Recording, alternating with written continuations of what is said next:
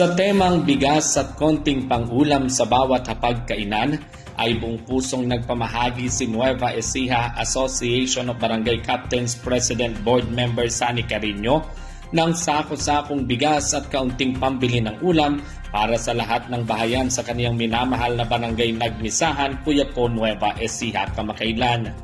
Tinatayang nasa 500 kabahayan ang napagkalooban ng nasabing biyaya na mula sa personal na pera ni Board Member Sani Carino kung saan tumulong naman sa pagpapamahagi ang opisyal ng nabanggit na barangay. Ayon kay Bukal Sani, dama niya ang hirap ng sitwasyon ng kanyang mga kabarangay na halos 1 linggo nang nakakaranas ng walang tigil na ulan, bunsod ng mga nagdaang bagyo at habagat. Resulta nito ay ang pagkawala ng pang-araw-araw na income ng kanyang mga kabarangay.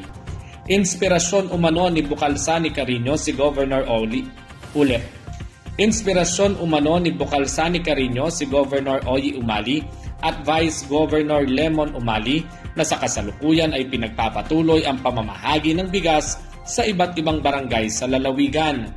Lubos naman ang kasiyahan ng mamamayan ng barangay Nagmisahan, Quiapo, Nueva Ecija sa tulong na ipinagkaloob ni Bukal Sani para sa kanila. Libreng bigas at kaunting pambili ng ulam na mula sa sariling bulsa ng kanilang minamahal na lingkod bayan.